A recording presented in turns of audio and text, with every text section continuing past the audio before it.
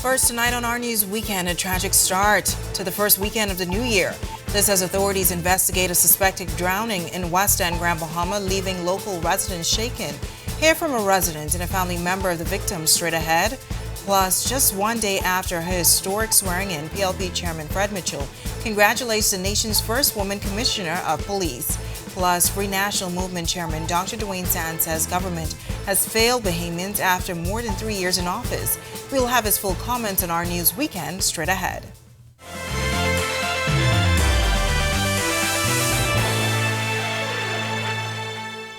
This is Our News Weekend. Thanks so much for joining us. I'm Natalia Hall.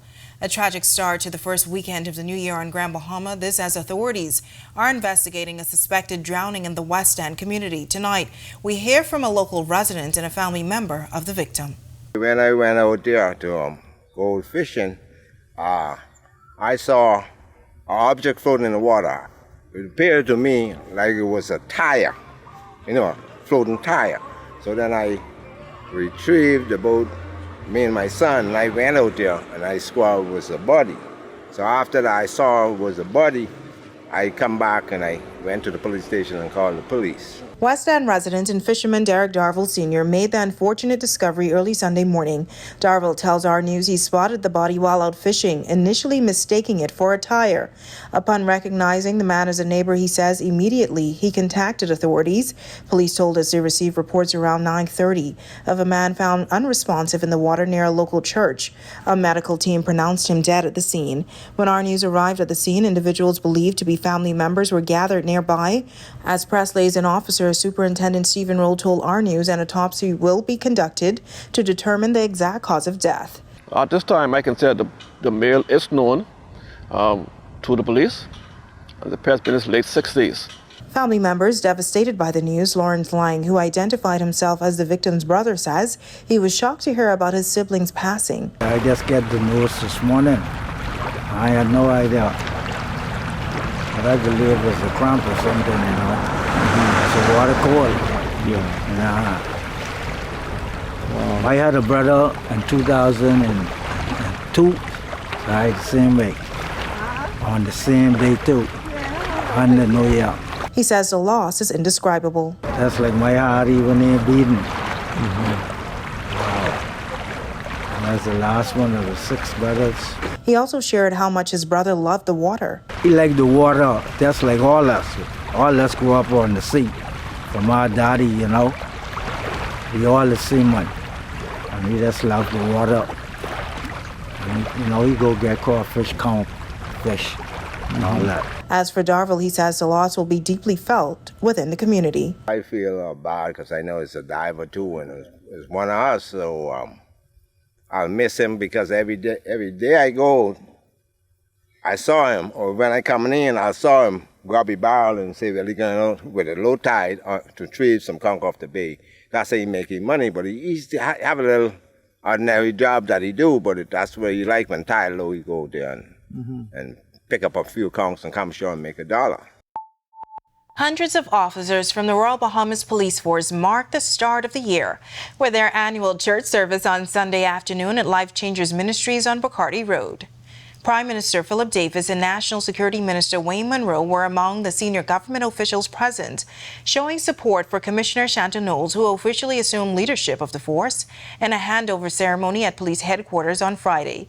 Commissioner Knowles takes the helm amid an ongoing corruption scandal involving senior officers. Life Changers Ministry Senior Pastor Bishop Valentino Williams delivered a powerful message, urging Commissioner Knowles and attendees to embrace the need for change, emphasizing that the time is now. In 2025, the time has come for every right-thinking Bahamian to send a strong message to all who seek to engage in criminal activity that enough is enough. I came with a simple message to the Royal Bahamas Police Force to simply declare it's time to overturn the tables in our nation. It's time to overturn the tables of corruption, the tables of extortion, the tables of bribery, the tables of crime and violence and drugs and injustice. The time has come for us to overturn the tables.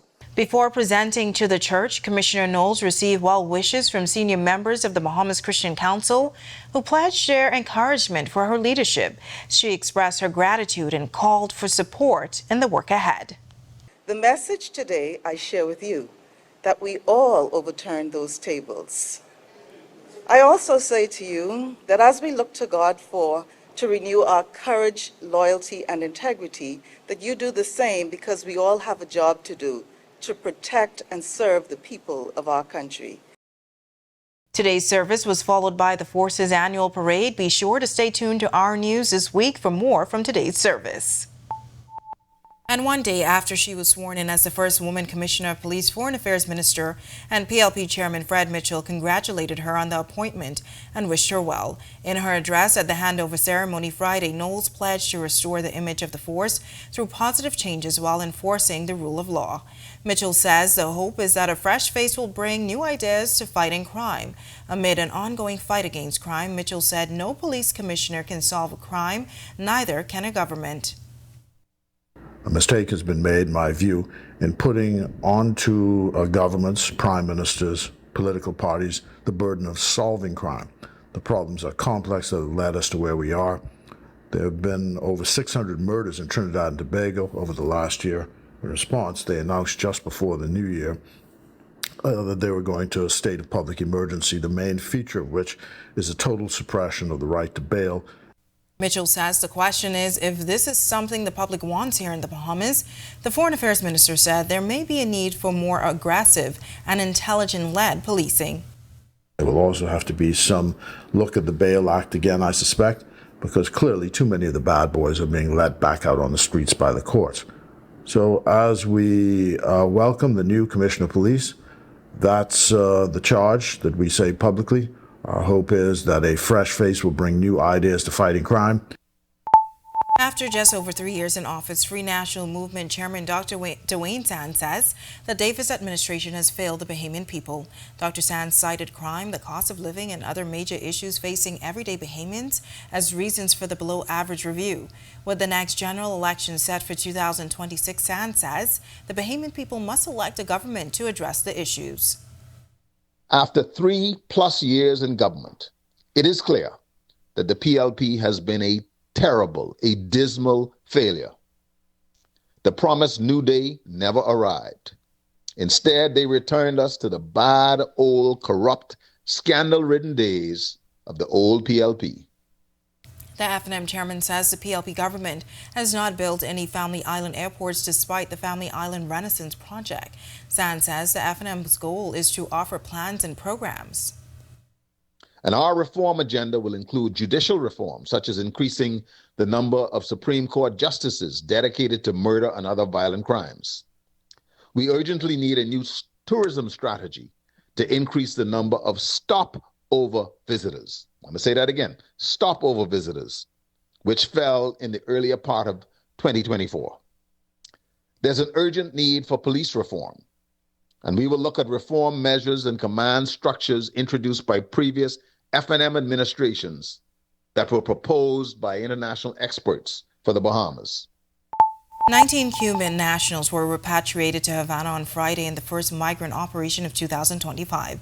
Cuba's Ministry of Interior confirmed the move, noting it continues a pattern of returns in the island's ongoing migration crisis. The ministry says last year, 93 operations from the Bahamas returned 1,384 Cubans. Authorities say these repatriations are expected to continue as they address the island's migration challenges. The exercise comes on the heels of recent charges for 8 Haitian nationals convicted of overstaying their visas on January 2nd. 3 were fined a total of $3,750 or sentenced to prison time. Just weeks earlier, 5 more were sentenced to prison time or fines totaling $7,450. The Bahamas Department of Immigration says once their penalties are served, they too will be deported.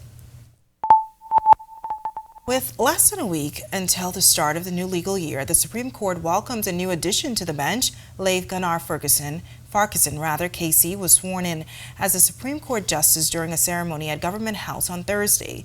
Governor General Dame Cynthia Pratt administered the oath of allegiance and the judicial oath, presenting Farquharson with his instruments of appointment.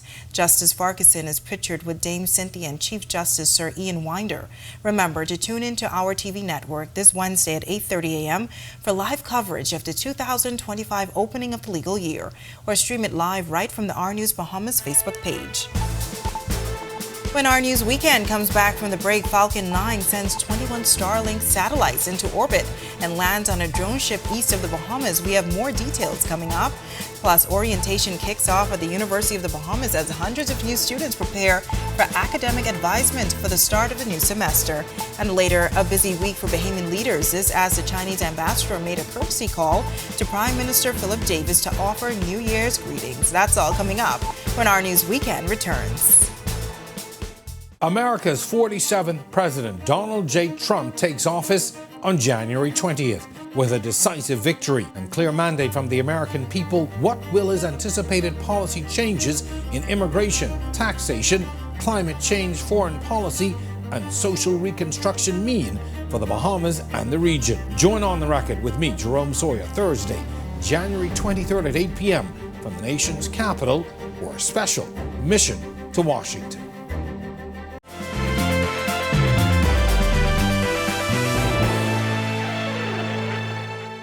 SpaceX set a new record in late December with its Falcon 9 rocket launching 21 Starlink satellites and landing on the Just Read the Instructions drone ship east of the Bahamas.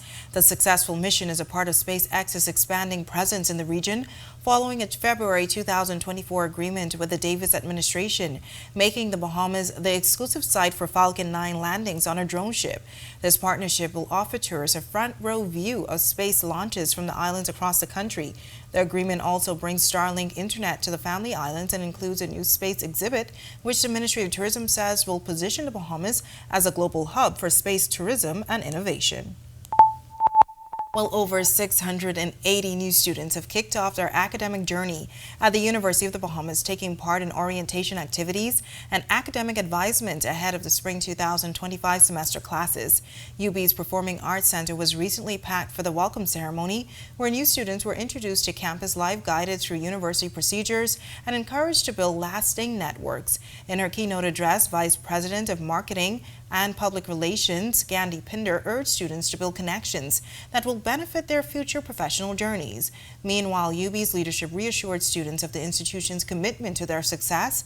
Acting President Janine Hodder emphasized the supportive network available to guide students.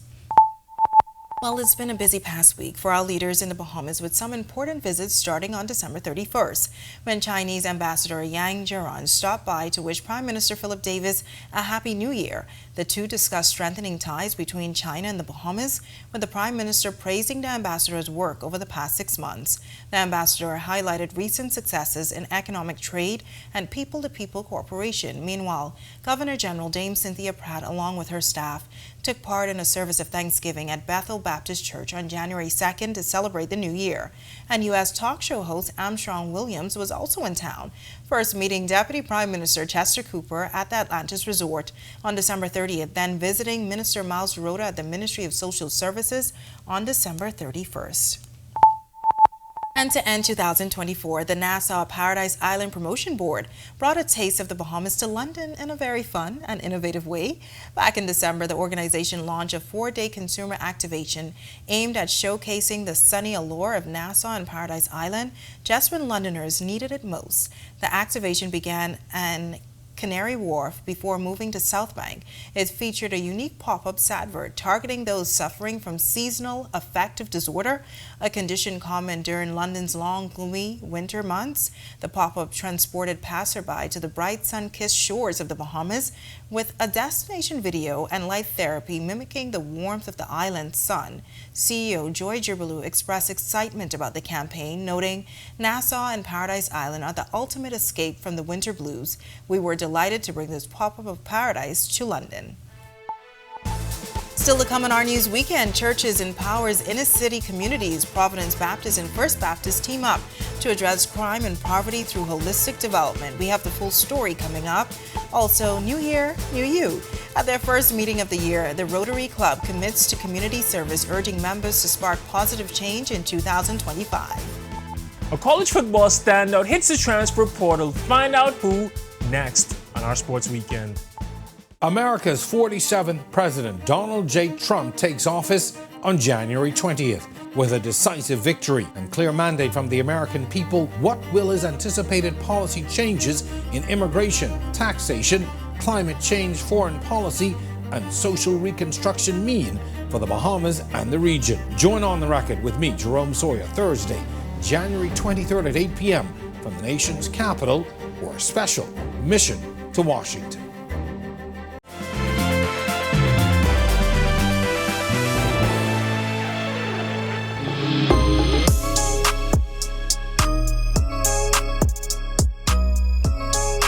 Good evening, welcome to Our Sports Weekend. I'm Tage Adderley. Prince Strachan delivered a solid showing for Boise State this past season, but now the wide receiver is on the move, according to several sports websites.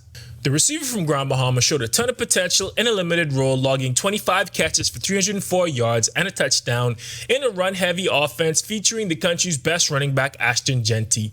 If you look beyond those numbers, Strachan has the physical tools of a number one receiver, standing 6'5" with elite speed.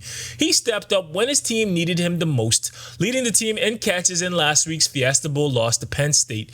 He was a key figure in Boise State's historically great season where they went 12-2, going undefeated in the Mountain West Conference. Now he's taking his talents from the blue turf to greener pastures. Now at the time we're filming this, Prince hasn't announced where he's headed, but as soon as he does, we'll have it on our social media pages and on our newscast, so be sure to follow us for the latest updates. Now we turn to the hardwood, where Bahamians had a busy Saturday night. In college, Donnie Freeman had 16 points and 10 rebounds as the Syracuse Orange fell 90-74 to Florida State. VJ Edgecombe had a rough night, going 1 for 9 with 4 points as his Baylor Bears lost 74-55 to Iowa State. Dayton Aubrey got the start, scoring 4 points in Utah State's 89-83 win over Fresno State. And in the association, Buddy Hield scored 14 points in Golden State's 121-113 victory over Memphis. And DeAndre Ayton got another double-double. This time he had 10 and 14 as his Portland Trail Blazers squeaked by the Milwaukee Bucks 105-102. We're in the heart of college basketball season, both in college and in the pros. Be sure to follow our socials and newscasts for all the latest results. That's a wrap for sports this evening. For Our Sports Weekend, I'm Tage Adderley. Make this week a great one. Thanks so much, Tage. Still to come on Our News Weekend, churches empowering inner city communities. Providence Baptist and First Baptist team up to address crime and poverty through holistic development. We have the full story when Our News Weekend returns. America's 47th President Donald J. Trump takes office on January 20th. With a decisive victory and clear mandate from the American people, what will his anticipated policy changes in immigration, taxation, climate change, foreign policy, and social reconstruction mean for the Bahamas and the region? Join On the Record with me, Jerome Sawyer, Thursday, January 23rd at 8 p.m. from the nation's capital or a special mission to Washington.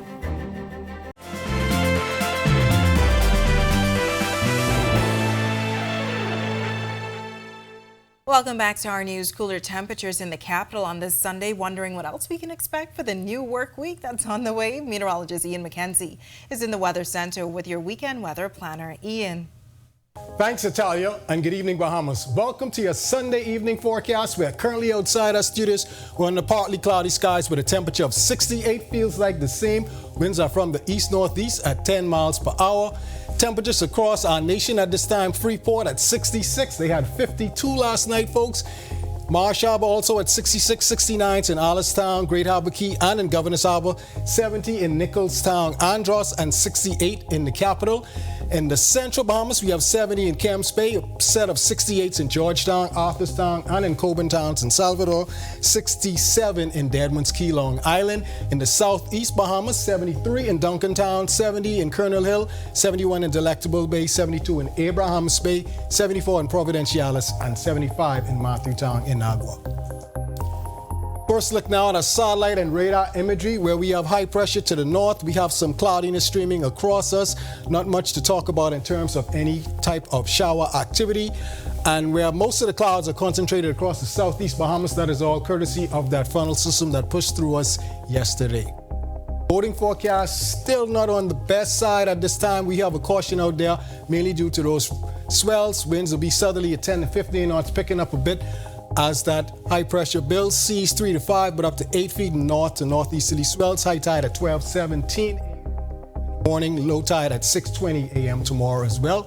Central and southeast Bahamas, we have an advisory out there for those swells. Winds a tad bit stronger. East to southeast 15 to 20, seas 4 to 6, but up to 9 feet offshore in those swells. And yes, those temperatures are not going away anytime soon. We're going to keep at those cool temperatures. We expect the front to push through Tuesday, so watch the temperatures dip. So as you prepare your kids, you send them back to school tomorrow, just remember, pack a sweater, keep them cool, because Tuesday is going to start out feeling warm, but by midday, once that front pushes through, the temperatures are going to drop.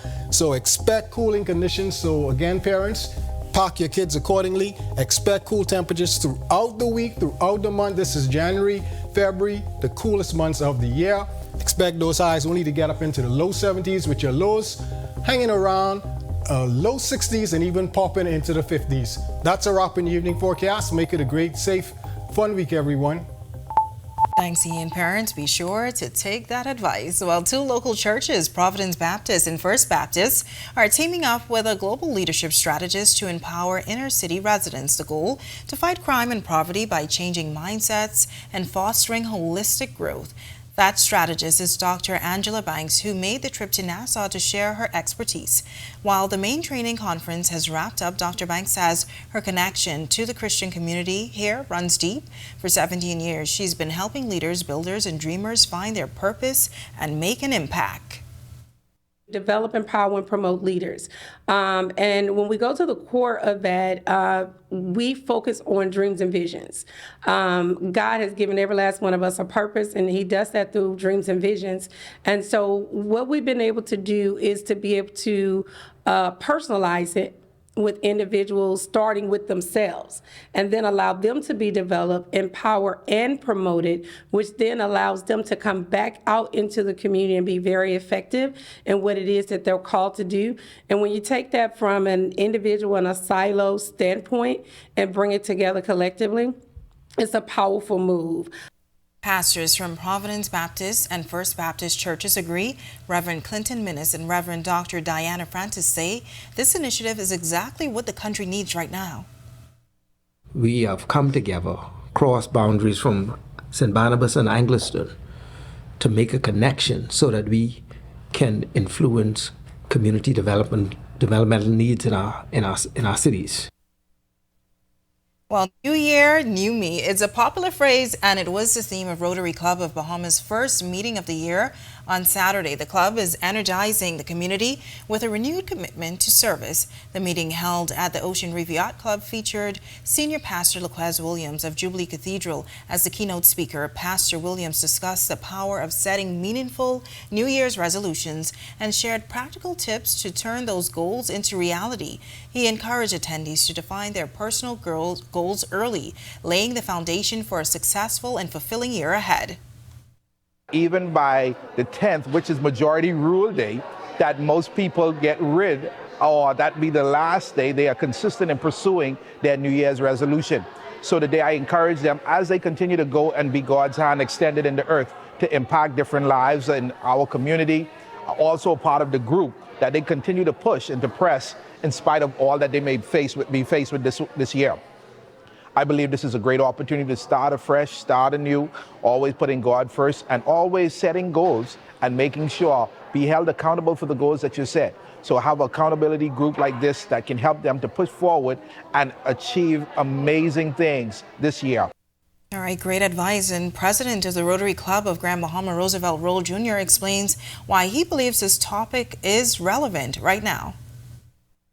Like the topic says, New Year, New Me. We come into the new year with such great expectations. We set goals, and sometimes the goals pander away. So I felt it fitting to have Pastor Laquez come in and speak to us just to motivate us, to let us know to stick to our goals, stick to what we do and serving our community.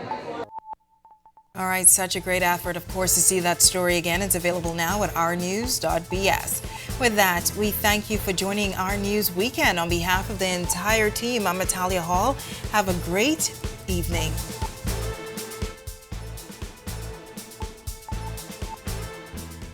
Hi, and thank you for watching. I'm Natalia Hall. Be sure and hit that like and subscribe button if you want to see more content like this.